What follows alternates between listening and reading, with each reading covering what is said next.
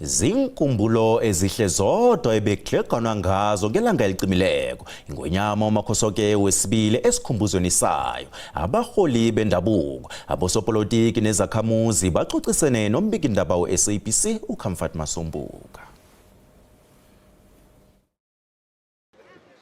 Bebakhuluma ngalizwilinye bonke abantu bebakhambela ikonzo esikhumbuzo selanga elicimileko bona ingwenyama beyisebenzisana kakhulu namahlangothi wonke wesitjhaba. Ingwenyama simkhumbula ngoba beka umuntu bekagqugquzela iculture nesintu nelanguage yabantu. Khona abanye abantu bayesaba ukukhuluma esikibo. Ngokunjalo nonobhala Zombelele weContralesa akanga khona ukuthula ngatsho litho ngengwenyama. Uveza indaba eqhakathekileko ukuthi ingwenyama yabambisana namanye amakhosi aKwaNdebele ukubhacisa abaholi namakhosi ezinye initshaba kwaNdebele ngesikhathi sebandlululo. Ibiyingwenyama enamava, igalelo lakhe kumzabalazo wokukhulula abantu belizwe lakokwethu waziwa kakuhle kuba apha kwaNdebele ibiyindawo yokufihla inhloko nokubhaca kubantu abaxheshwayo ngongqondo gqwirha ababephethe besuke kwizizwe ngezizwe zaseMzantsi Afrika bazowufihla inhloko apha besiziswa zizizwe zabo. Abantu abaninzi bakhulele apha phambi kokuba bahambe bawuphatha ezizweni zabo. BakwaMasipalata iThemsilane bathi balahlekelwe umthombo welwazi. Njalo nangabe kuba nenkinga ezithize sinomeya besikwazi ukuthi sigijime siye ngengwenyameni sosika ikhansel sosika iadvice iwisdom sizwe ukuthi singadlula kanjani endabeni ezifana nalezo. Usihlalo weAfrican Renaissance Forum uMathole Mthekga uthi ingwenyama beyimbumbanisi. Asibonisa ukuthi imvelo yethu iyona sifunako ukuthi siyakhe sibumbe unity lesifunako. Bomnyango wombuso ohlanganyela nezendabuko eMpumalanga bathi ingwenyama beyineyiyelelise ezakhako.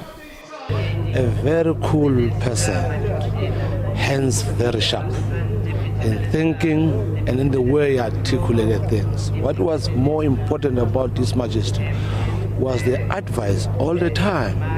Each and every address, sentence he gave, you'll pick up something very constructive.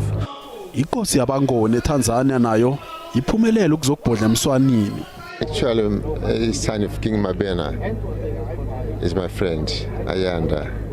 So we met in Zimbabwe. So 3 days ago he phoned me. He started passing away. So I came here to make comfort him. Bekhabo lendlovukazi uSikhuthari Mabena bezile nabo bazokubhodla emswanini. Re batla ho fetisa matshidiso fela ho lelapa la Ngwenyama le Mandebele kaofela ka nnete Ngwenyama a robale ka khotso. Umlingisi odumileko uIsrael Matseke Zulu ukhumbula ingwenyama ngokuzithoba kwayo nokukhuthaza ifundo. Unfortunately, kuna project bekumele siyenze that was gonna represent Amandebele on the television. Kune series bekumele sihlanganise nabo Vusikunene nabo Bumazibuko abumanaka ranaka. Yeah, impilo anyway, but he was a very humble man. Indlela engiyomkhumbula ngayo ukulunga kwakhe bekazehlise kakhulu bekazithobile. Yeah, indlela engiyomkhumbula ngayo uMakhosonke ne-intelligence yakhe. He was standing for education. Bekathanda ukuthi abantwana bafunde kufundiwe kiwe esikolweni yiyo lebekayiphusha kakhulu. Education comes first to him. Asikazokutsho ukuthi singalindelani esingakutsho mhathi ukuthi isigodlo sesekhona sizokubereka ilegacy kababethu angeke silise ukuthi iphelele emoyeni. Sizokwenza isiqiniseko ukuthi ilegacy imfiso zakhe zonke zesitshaba samaNdebele zibe njengoba zinjalo. Endabeni ze-SABC nginguComfort Masombuka ngikubikela ngwamhlanga eMpumalanga. Nakusesenjalo ilanga licima nje iSouth Africa igidinga inyanga yabantu abatsha. Ngo-2011 ingonyama yenza isivumelwano neUniversity yeVenda sokusekela ngemali abafunda benza imfundo ezihlukahlukene kwezesindebele. Bangaphezulu kwekhulu abafunda abahlomula isibonelelweni esivele ingonyameni. Namhlanje iningi lethu vele singaphandla siyasebenza senza imisebenzi ehlukahlukeneko ngombana ingonyama yadla le ndima leyo. La magama womuntu omutsha oselasebenza njengesazi selimi lesindebele owaqeda imfundo zakhe emazikweni wefundo ephakemeko e-University yeVenda ngokusekelwa ngemali iNgonyama ngo-2013.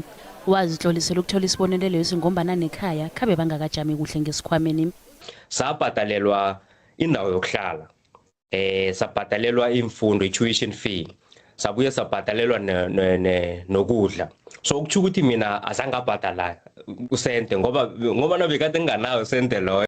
UDr Takalani Tsaka ukhulumela e-University yeVenda uthi ukucima kwelanga akutsho ukuphela kobudlelwane phakathi kwe-University leNesigodlo. Uthi bazokuragela phambili ukuqinisekisa ukuthi amaqalondanzi weNgonyama kezifunda ayathuthukiswa ukuqinisekisa ukuphumelelisa iminqopho yeNgonyama nokuthi kusizakala umntwana weNdebele onebhudango lokufunda. The University of Venda will continue to strengthen this partnership beyond his demise with the goal of producing more graduates, researchers, educators and language specialists who will preserve